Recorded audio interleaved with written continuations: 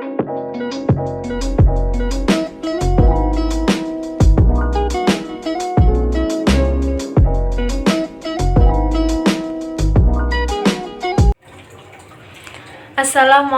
warahmatullahi wabarakatuh.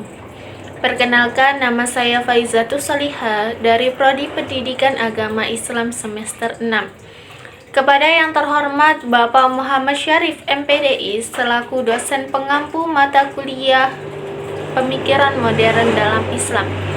Di sini saya akan menjawab soal UAS mata kuliah Pemikiran Modern dalam Islam. Adapun soalnya adalah apa makna dan ciri khas Islam tradisionalis dan Islam modernis.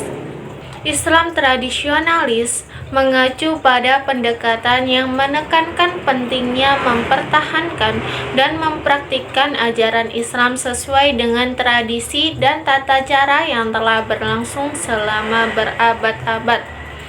Penganut Islam tradisionalis cenderung berpegang pada interpretasi literal Al-Quran dan hadis, serta menghormati warisan budaya dan praktik-praktik Islam yang sudah mapan dalam masyarakat. Islam tradisionalis sering menekankan keutamaan menjaga kesatuan dan kontinuitas dengan warisan Islam dari generasi sebelumnya. Mereka mungkin memandang perubahan sosial dan budaya dengan skeptis dan lebih memilih mempertahankan tradisi agama yang sudah ada. Sedangkan Islam modernis merujuk pada pendekatan yang berupaya menyelaraskan ajaran Islam dengan konteks sosial, budaya, dan intelektual yang lebih modern. Penganut Islam modernis cenderung memandang bahwa prinsip-prinsip Islam dapat diinterpretasikan ulang agar tetap relevan dalam masyarakat modern. Islam modernis sering menekankan pentingnya pembaruan dan adaptasi dalam pemahaman agama untuk menghadapi tantangan kontemporer. Mereka mungkin menekankan nilai-nilai universal Islam seperti persamaan gender, kebebasan berpikir, dan hak asasi manusia dalam konteks modern.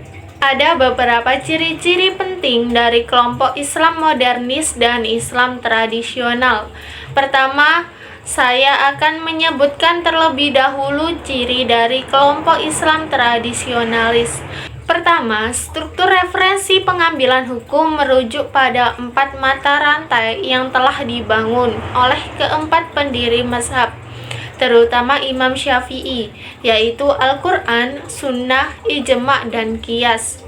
Meskipun demikian, hal ini tidak berarti Islam tradisionalis tidak banyak diikuti oleh kalangan luas.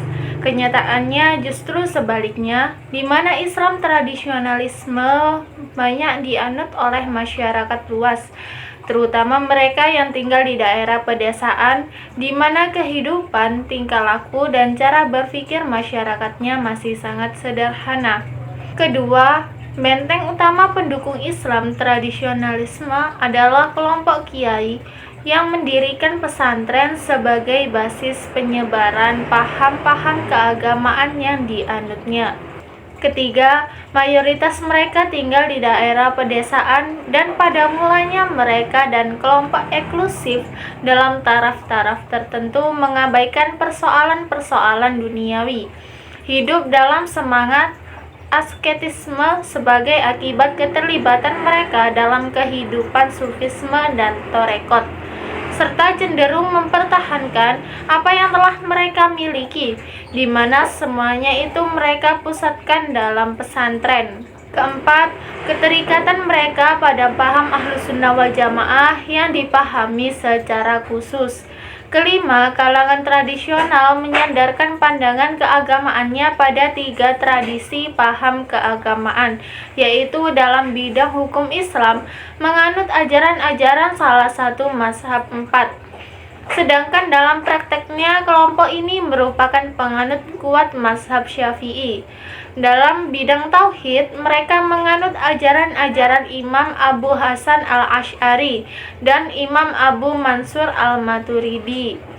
Dalam bidang tasawuf, kelompok ini menganut dasar-dasar ajaran Imam Abu Qasim al-Junaid al-Baghdadi. Keenam, dalam bidang syariah, mereka menjabarkan rukun Islam sebagai keharusan. Ketujuh, dalam kehidupan ritualisme Islam, kalangan tradisionalisme mensahkan amalan-amalan tambahan yang dinilai baik yang menurut mereka dianjurkan oleh para ulama besar generasi sebelumnya, di mana amalan itu juga didasarkan atas sunnah Nabi. Kedelapan, lebih mementingkan kehidupan akhirat yang direfleksikan dalam kehidupan sufistik dan torekot. Kesembilan, tradisi keilmuannya dibakukan dalam kitab kuning yang berperan sebagai penyambung tradisi keilmuan lama yang telah berusia ratusan tahun yang mengandung ajaran tauhid, fikih, dan akhlak. Dan pada kelompok modernis juga terdapat ciri kuat yang membedakannya dari kelompok tradisionalisme. Pertama, adanya kepercayaan dan pendirian bahwa pintu ijtihad tidak pernah ditutup. Kedua, sejalan dengan semangat kembali kepada Al-Quran dan Sunnah. Kalangan modernisme melakukan upaya purifikasi keagamaan Islam dari elemen-elemen tradisi paganisme yang dapat menimbulkan bid'ah dan khurafat.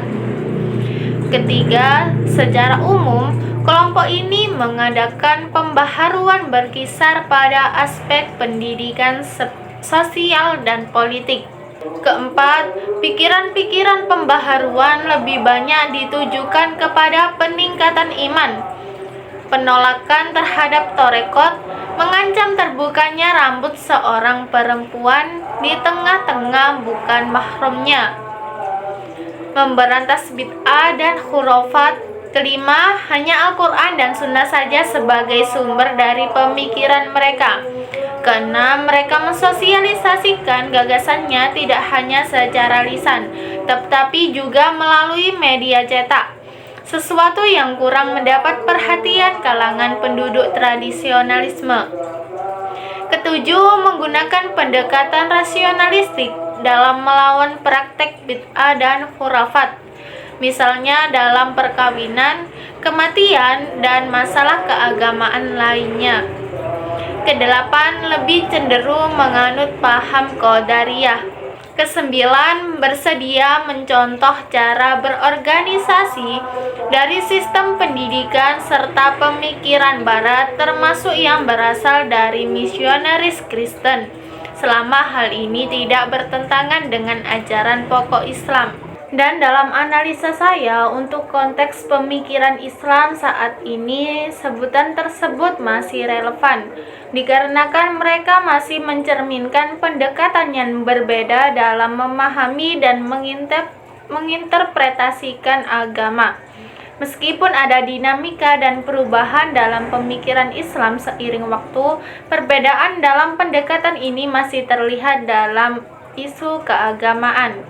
Relevansi tersebut dapat dilihat pada cara pengambilan hukum masing-masing kelompok.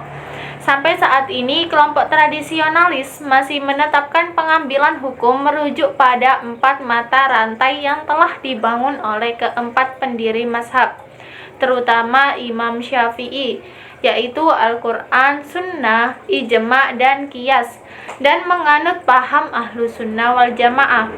Sedangkan di Islam modernisme hanya Al-Quran dan Sunnah saja yang menjadi sumber dari pemikiran mereka, dan mereka juga cenderung menganut paham Qadariyah. Sekian yang dapat saya sampaikan. Mohon maaf apabila ada salah dalam penuturan materi. Terima kasih. Wassalamualaikum warahmatullahi wabarakatuh.